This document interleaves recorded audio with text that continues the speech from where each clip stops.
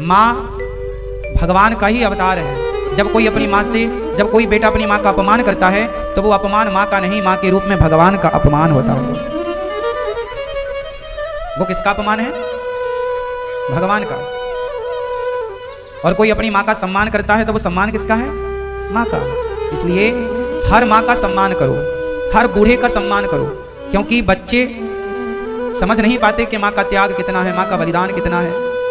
पिता क्या क्या नहीं करता अपने बच्चों के लिए, माँ क्या क्या नहीं करती। बड़े होकर वही बच्चे माँ से कहते हैं तुमने हमारे लिए किया ही क्या है, तुमने हमारे लिए क्या किया। माँ बाप को देने वाली सबसे बड़ी गाली है ये। आप किसी भी माँ बाप से बस ये कह दीजिए कि तुमने हमारे लिए क्या किया है, बस इतना कहना, इससे बड़ी कोई गाली नहीं हो सकती। ये सबसे बड़ी गाली है जो बच्चों के द्वारा, कुछ बच्चों के द्वारा अपने माँ बाप को दी जाती है। क्या नहीं दिया बच्चे को माँ ने। छोटा सा बच्चा होता है, उसको तेल लगाती है माँ, मालिश करती है, हड्डियां मजबूत हों, खूब रगड़ रगड़ के तेल लगाती है, मालिश करती है। आप सबकी माँ ने आपकी खूब मालिश की। माँ खाने बैठती है कि तभी तुम माँ की गोद में ही मलमूत्र कर लेते हो। अब सामने थाली रखी है और गोद में मलमूत्र कर लिया बच्चा, तो बताओ पुरुष नहीं कर पाएगा, लेकिन माँ उसे डांटती नहीं, मारती नहीं, साफ करती है और फिर आकर के भोजन करती है। ये माँ ही कर सकती है। और माँ केवल स्त्रियां, मनुष्यों की माँ नहीं। गाय जब माँ बनती है ना तो अपने बच्चे के लिए बहुत, वो उसके पास किसी को आने नहीं देती। मतलब एक माँ, चाहे वो मनुष्यों में माँ हो, पशुओं में माँ हो, पक्षियों की माँ हो, कोई भी माँ जो है ना माँ होती है। टिटही होती है खेतों में, टिटही जब अंडे देती है और किसान लोग ट्रैक्टर वगैरह चलाते हैं, तो अभी मैं एक वीडियो देख रहा था, एक टिटही ने अंडे दिए थे खेत में और किसान ट्रैक्टर लेके आया, जुताई वगैरह कर रहा था। तो ट्रैक्टर जब उसके बच्चों की तरफ आया तो टिटही आकर बैठ गई और चिल्लाने लगी, च्यों च्यों करने लगी। मानो वो ये कह रही थी कि भाई बगल से निकाल लो, यहाँ हमारे बच्चे हैं। और टिटही एक पक्षी होता है ना, पक्षी है टिटही, जानते हैं? वो खेत में ही अंडे देती है, वो घोंसला वगैरह कम बनाती है, अंडे खेत में। पुराने लोग टिटही के अंडों को देखकर ही ये ज्ञान करते थे कि इस वर्ष कितने महीना पानी बरसेगा। 3 अंडे थे तो माना जाता था कि 3 माह अच्छी बारिश होगी। 2 अंडे होते थे तो माना जाता था इस बार 2 महीने बारिश होगी। और 4 अंडे हैं तो माना जाता था इस बार बढ़िया बारिश होगी। पुराने लोग ऐसा गणित लगाते थे। सही है गलत है वो अलग विषय, पर ऐसी गणित की मान्यता रही। तो टिटही अपने बच्चों के ऊपर, अंडों के ऊपर दोनों पंख फैलाकर बैठ गई। ट्रैक्टर बिल्कुल पास में आ गया पर उड़ी नहीं। मारना है तो बच्चों को ही नहीं, पहले हमें मारो, हमारे ऊपर ट्रैक्टर चढ़ाओ, तब इन बच्चों को मारो। देखिए वो पक्षी है पर अपने बच्चों के प्रति कैसे है। हर माँ ऐसी होती है, आपकी भी माँ, मेरी भी माँ, सबकी माँ ऐसी होती है। लेकिन आप सब अपनी माँ की उस त्याग को, उस प्रेम को समझ नहीं पाते। कोई लड़की आपसे आई लव यू कह दे तो आपको लगता है ये लड़की मेरे से प्यार बहुत करती है। आपको किसी लड़की, अनजान लड़की जो 2-4 साल से जुड़ी है, आपको उसका प्यार बेहतर लग जाता है। पर जो आपकी माँ ने आपकी तेल मालिश, मलमूत्र धोया, आपको उस माँ का प्यार नजर नहीं आता, उस माँ के प्यार को नहीं देख पाते आप लोग। आपको किसी लड़की का प्यार तो दिख गया पर अपनी माँ का प्यार नजर नहीं आया। किसी लड़के का प्यार आप बेटियों को दिख गया पर अपनी माँ का, अपने बाप का प्यार तुम्हें नजर नहीं आया। इसका मतलब तुम धृतराष्ट्र हो, अंधे हो। जिनका प्यार तुम्हें देखना था उनका देखा नहीं। इसलिए माँ बाप का प्यार देखना सीखो, माँ बाप से प्रेम करना सीखो। माँ बाप का ऋण होता है, मातृ ऋण, पितृ ऋण।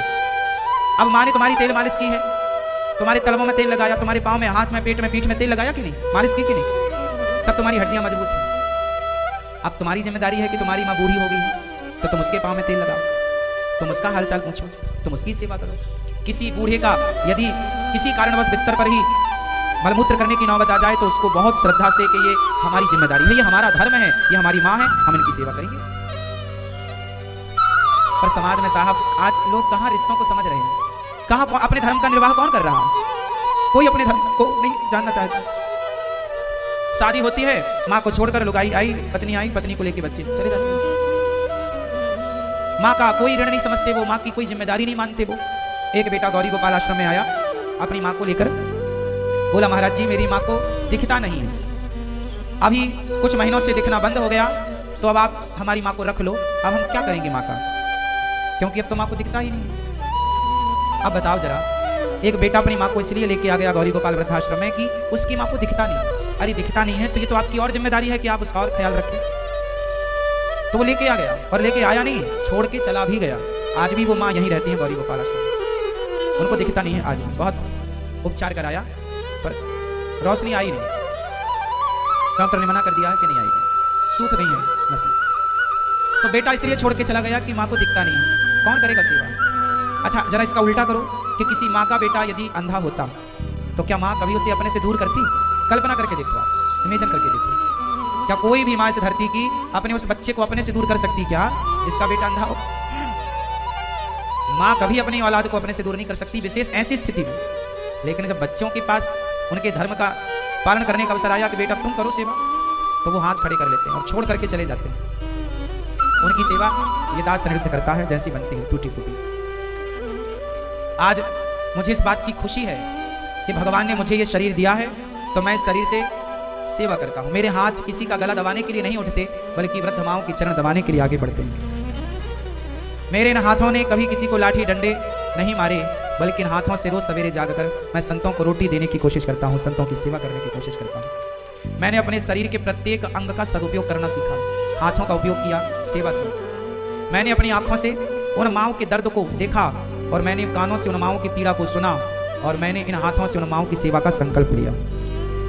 मैंने अपनी वाणी से सदा आप लोगों को अच्छी अच्छी बातें सुनाई, और आप लोगों से मांगा और आप लोगों ने दिया, उसके बल पर यहाँ सेवा होती है। मैंने अपनी वाणी का सदुपयोग किया, मैंने अपने कानों का सदुपयोग किया, मैंने अपने नेत्रों का सदुपयोग किया, और मैं दिन भर चलता हूँ। आप लोग यहाँ हैं, आप मुझे देख सकते हैं, दिन भर मैं सुबह से शाम तक कोई ना कोई कार्य करता हूँ। तो मेरे जो पाँव हैं वो पाँव भी कहीं ना कहीं समाज की सेवा के लिए ही दौड़ते हैं। तो शरीर का जो प्रत्येक अंग है, आप ये देखिए कि आपके शरीर के अंग कहाँ जा रहे हैं। आपकी आंखें कहाँ जा रही हैं, कान कहाँ जा रहे हैं, मुंह कहाँ जा रहा है, जिह्वा कहाँ जा रही है, हाथ कहाँ जा रही है। हाथ, इस हाथ से शराब का प्याला भी तो थामा जा सकता है, क्या थामने वाले नहीं थाम रहे हैं? इन पांव से चलकर शराब की दुकान में भी तो जाया जा सकता है, क्या लोग नहीं जा रहे हैं? सुरा और सुंदरियों की तरफ भी तो इन पांव से लोग जा रहे हैं। परंतु मैंने भगवान से यही प्रार्थना की कि हे विधाता, जब तक मैं जीऊं तब तक मैं केवल सेवा करूं, और सेवा करते करते ही मेरा जीवन पूरा हो, और अगला जन्म भी कभी हो, जहां हो। मैं नहीं कहता कि मेरा जन्म हो या ना हो, मैं आपसे चाहता कुछ नहीं हूं, जो आपकी मर्जी आप कीजिए। पर जब भी जहां भी जन्म हो, बस मैं सेवक बनकर आऊं, या तो भक्तों का सेवक बनूं, या तो प्रभु आपका सेवक बनूं, या भगवान का सेवक, या भगवान के भक्तों का सेवक। आज कुछ लोग अपनी एक वृद्ध माँ की सेवा नहीं कर पाते। एक माँ है ना आपकी, ले दे के बस एक ही है, यदि है तो सासू माँ भी हो सकती है, पत्नी की माँ या पति की माँ, 2 माँ हो गई। तो 2 माँ की सेवा एक अच्छी इंसानियत के नाते तो कर सकते हैं, करो। लेकिन आज की इंसानियत कुछ लोगों की ऐसी इस तरह मर चुकी है कि बेटे, कुछ दिन पहले गौरी गोपाल वृद्धाश्रम में एक माँ का शरीर पूरा हो गया, मृत्यु हो गई एक माँ की। और माँ के बेटे को फोन लगाया गया कि भाई तुम्हारी जो माँ है उनका शरीर शांत हो गया है, आओ और अपने हाथ से माँ को चिता पर आग लगाओ। पुत्र का धर्म होता है, ये अधिकार पुत्र का ही होता है कि वो अपने माँ और बाप की चिता पर आग लगाए। तो इस नाते हम लोगों ने सूचना दी, तो बेटे ने मना कर दिया फोन पर, नहीं हम नहीं आ सकते, हमारी माँ भले मर गई है, आप ही कर दो सब उसका। साहब वो बेटा नहीं आया, तब उस माँ की अंतिम क्रिया यहाँ की गई, माँ की तेरहवीं यहाँ की गई, और जो एक पुत्र का फर्ज और कर्तव्य होता है वो सब इस दास अनिरुद्ध ने निभाया। इंसानियत, हम भगवान नहीं बन सकते ना मेरी माँ, लेकिन हम एक अच्छे इंसान तो बन सकते हैं।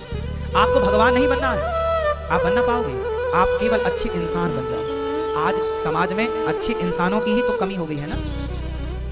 आज समाज में किसकी कमी है? आज इंजीनियर बहुत हैं, डॉक्टर बहुत हैं, एडवोकेट बहुत हैं, हर फील्ड के लोग मिल जाएंगे बहुत, लेकिन आज खोजने निकलोगे आप एक अच्छे इंसान की तलाश करने, तो इस भरे संसार में 135 करोड़ 140 करोड़ की आबादी वाले देश में आपको एक अच्छे इंसान शायद कहीं और कभी मिले। आज कमी किसकी है? पढ़ी लिखी बहुओं की कमी थोड़ी है, आज पढ़े लिखे पुरुषों की कमी थोड़ी है, एक अच्छे इंसान की कमी। आज व्यक्ति डॉक्टर बन गया, एडवोकेट बन गया, जज बन गया, पायलट बन गया, सब बन गया, क्या नहीं बन पाया? इंसान नहीं बन पाया। एक ऐसा इंसान जो सबके दर्द को समझ पाए, जो पीड़ा को समझ पाए, जो भूल जाए कि मैं कुछ हूँ, जो केवल इंसानियत की सेवा के लिए अपने आप को आगे करे। मेरी माँ, मेरा ये शरीर, भगवान से यही प्रार्थना है, मरते दम तक सेवा में लगाए रखना, इतनी कृपा सांवरे, इतनी कृपा सांवरे बनाए रखना कि मरते दम तक सेवा में लगाए रखना। आप लोग भी सेवा जरूर करना, और अपने बच्चों को सेवी बनाना, समाज की सेवा करना सिखाना। जब वो सेवा करेंगे तब वो आपकी भी सेवा करेंगे, जब सेवा नहीं करेंगे तो वो आपकी भी क्यों करेंगे? आज के बच्चों को पाँव दबाने में शर्म आती है, हमें कोई शर्म नहीं है। हम तो रोज पाँव, आज भी हम माँओं के कमरे में गए, हम माँओं के चरण दबाए, हमने माँओं की सेवा की, माँओं से मिले। हम रोज अपनी माँओं से मिलते हैं और दिन रात माँओं की सेवा के लिए ही प्रयास करते हैं। हम कथा भी सुना रहे हैं तो इस कथा को सुनाने का उद्देश्य भी माताओं की सेवा ही है।